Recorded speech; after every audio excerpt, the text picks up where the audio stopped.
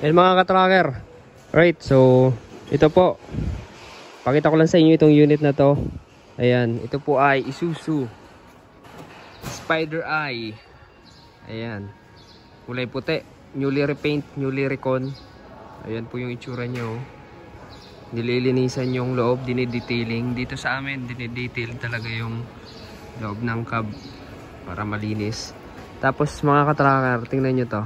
Ito. FB body na siya. Ayan. FB body na yan. Ayan po oh. Ginawang FB body unit.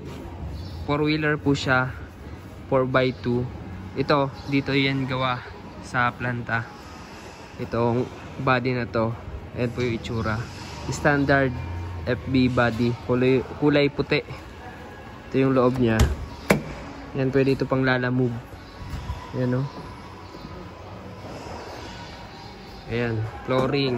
Maayos. Maayos yung loob. Wala siyang aircon nga lang. So, ito yung upuan niya. Pag may karga kayo, itataas nyo lang. Pwede na kayo makakarga ng mga kung anong pangarga nyo.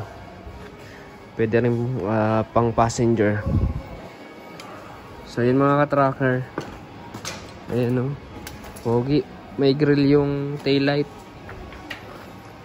Tapos, ito, original na 4-wheeler talaga siya. 12 volts to na brand new battery na rin. Tapos may reserbang gulong. Ang sukat ng gulong nito 215 by 85 R16.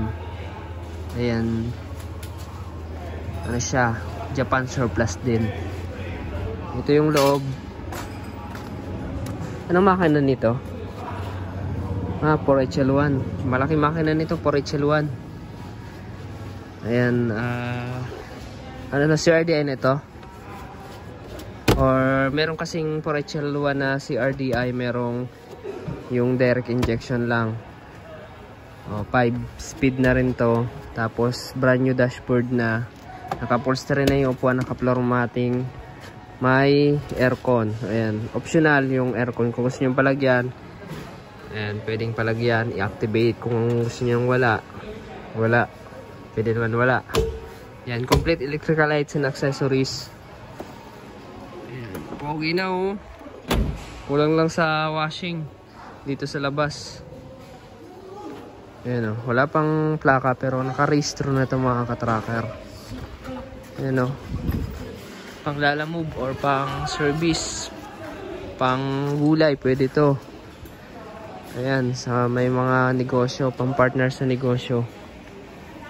Ayan mga ka-tracker, ang ganitong unit nagre-range na to ng 800,000 pesos. Depende sa unit, pwedeng bumaba, pwedeng tumaas yung presyo, depende sa mapipili yung unit. Yung mga unit namin dito na kung kukuha kayo ng ganito, so as is condition pa, hindi pa nare-recon, chassis lang, minsan may body pa na ibang body drop side, close band, papatanggal na lang natin and then papalitan natin ng ganito.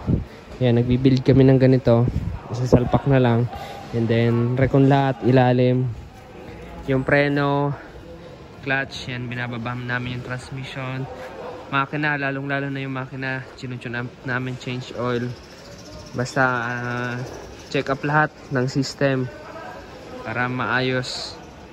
Ayan, ito ang ano nito, ang brake system sa unahan, naka disc brake, tapos independent suspension, naka coil spring. Ayan, coil type. So yan mga ka-tracker, pwede rin molye rin ang paggawa natin. Kung gusto nyo ng molye, pwede natin papalitan. Ayan.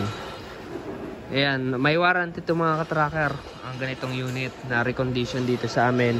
Nagbibigay po kami ng warranty sa electrical lights and accessories, and then sa makina. Ayan, complete naman to, kompleto naman.